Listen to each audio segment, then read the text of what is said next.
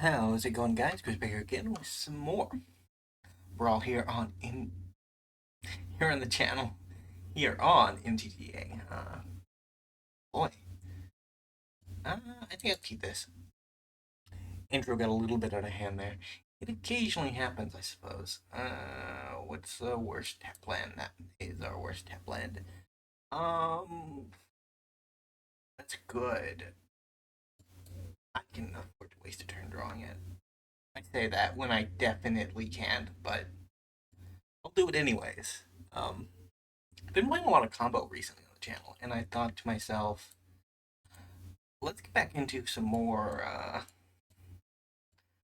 to some different archetypes. And I guess we're going Shocklands next.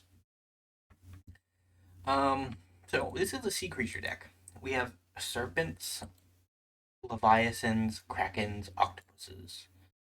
And that's it. That's all we got, really.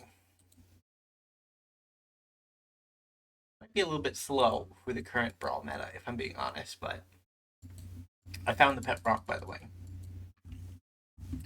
He was on sale April Fool's Day for 1,000 coins, and I caved because look at that. That's very very cool. Still got my Wanderer sleeve. I should probably replace her at some point. I'm just hesitant too because Kamigawa was such a cool set. Kind of need a reminder that it exists somewhere. So Rocky might be out of the picture if the sleeves go. Boros, right? Boros sleeves. We have a Naya Commander. Man, I wasn't around during the conflicts time of Magic the Gathering. Hey, there's an octopus. Actually, we'll take the land, I think. Just because next turn I can. This gets me to 6. I have my 5 and my 6, which is Garuda. On turn 5, I can Whelming Wave away the Infinite Army of Tokens. Speaking of which, isn't there's a new bounce rat in the set that I think, if I remember correctly, is instant speed, which is pretty scary. If I'm being completely honest. You're gonna oven it? Yeah, you might as well. You get another. Oh, fair enough. Ovening the creature that died would end up without a creature being lost, but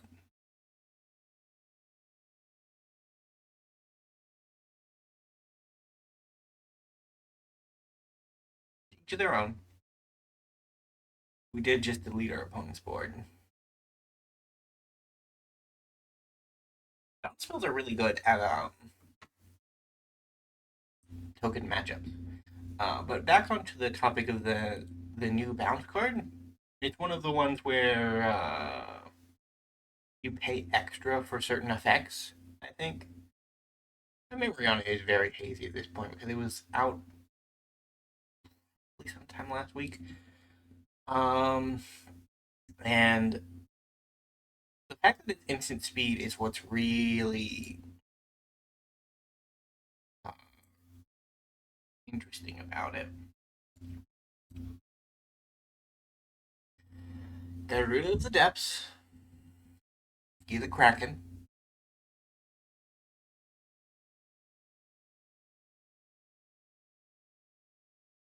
I got another Kraken.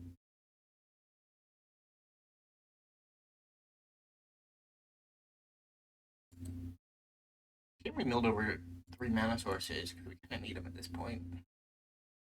Rude.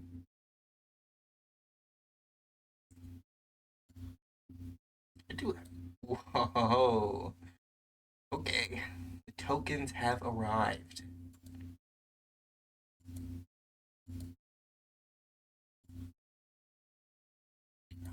I kind of want to do this instead.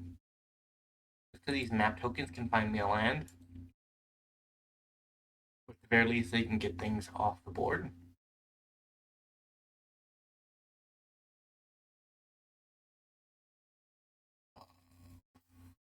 That's a good one.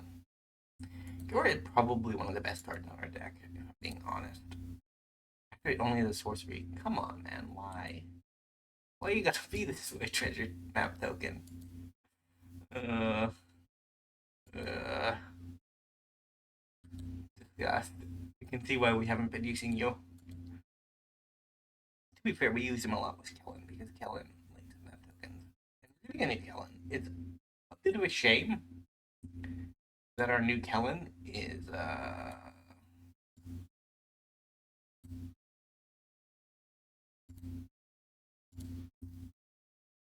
not in a color combination for Kellen Tribal.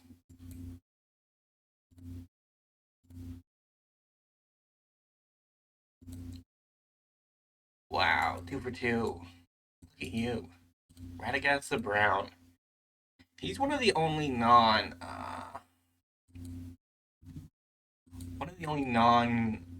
Kraken, Leviathan, Octopus, or Serpent creatures in the deck. Simply because he's just insane card advantage. He's really, really good.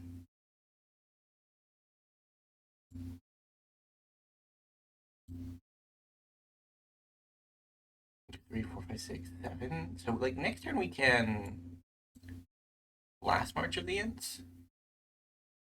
We can do that the subsequent turn.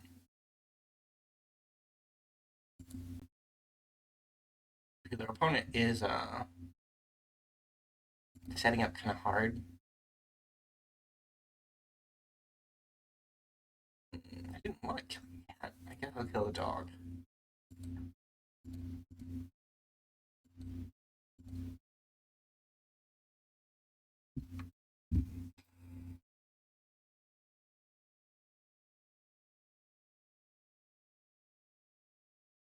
Hmm. Fair enough.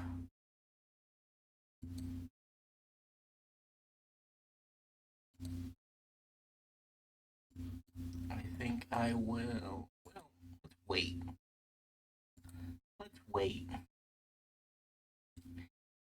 Unlike map tokens, this is instant speed. An instant speed bounce is stupid. Mass bounce, anyways. Uh, you don't have any creatures upon it. I don't know what to tell you.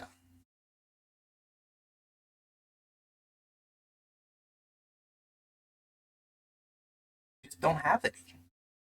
The Cabaretti arm is a 0. That was rough. Gonna get worse though.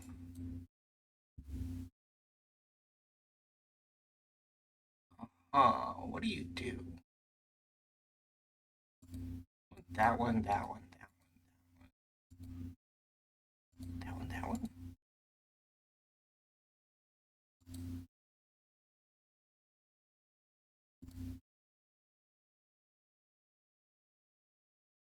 GG.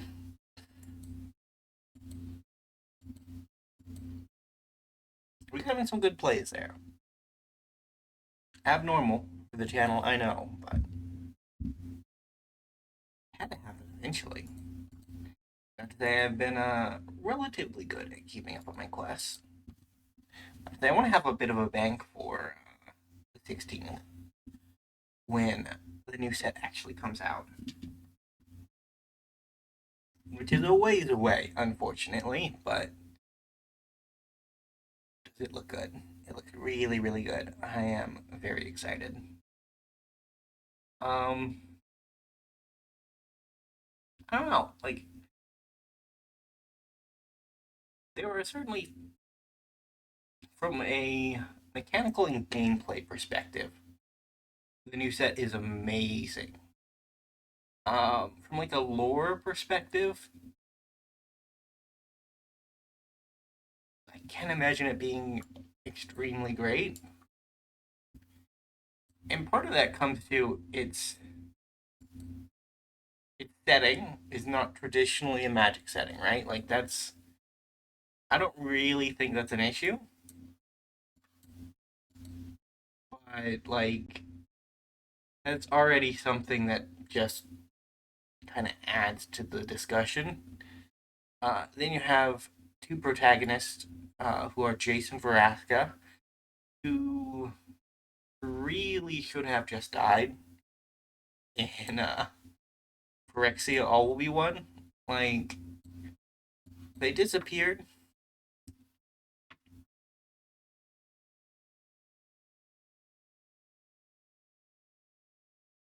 And then they came back out of nowhere. Uh, Narratively, I think it that in wanting to preserve Jason Veraska as characters in the story, like that's certainly possible. Um, but then disappearing for like 6 or 7 sets, decline, and then reappearing out of the blue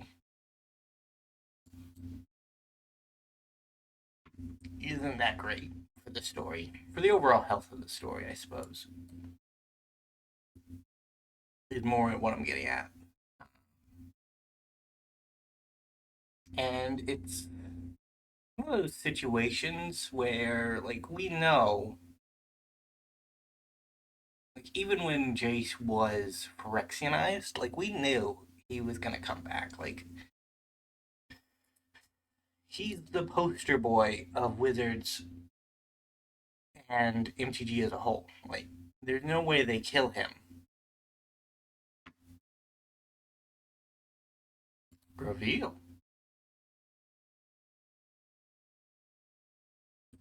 Risen Deep.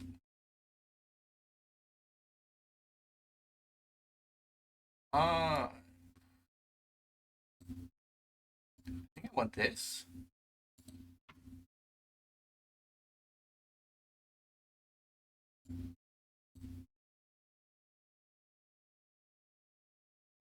And no attack.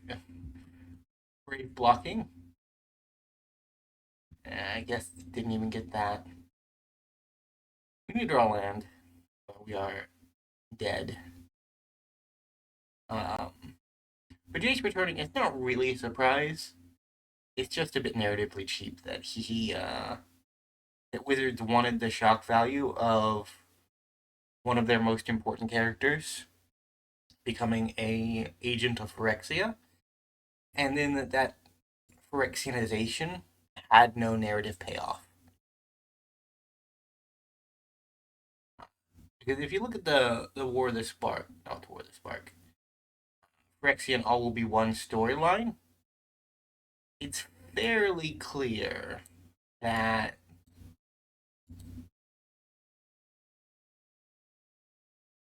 Wizards wanted Jace to become Phyrexianized, but they didn't really want him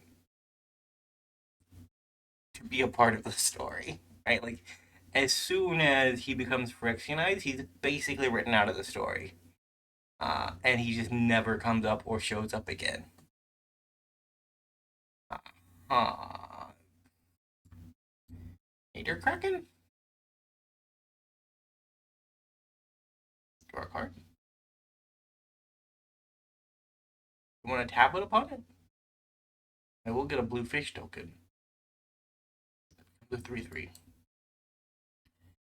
Um, yeah, because he just kind of like the Phyrexianized planeswalkers were taking their orders from Elishnorn, and before Elishnorn even gives Jace an order, he's like, "I know what I'm supposed to do," and then he just disappears, and he's never seen narratively or physically again in the story, which is a shame. Like he could have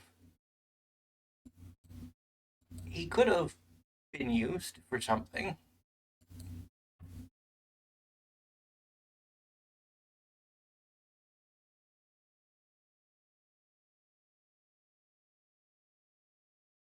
Hmm.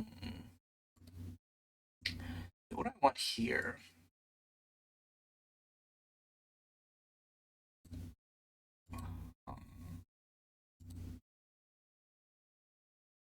I'm gonna mutate on top.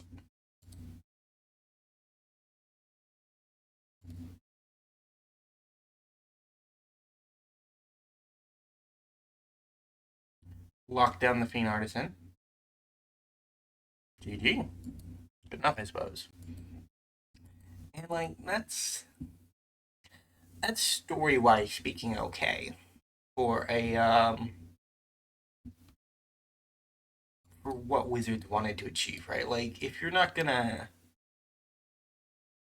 if you don't really want Jace to be a Phyrexian, but you wanted the shock value out of it, having him not be present is better than having him be present and a non-factor when he is supposed to be one of the cooler and more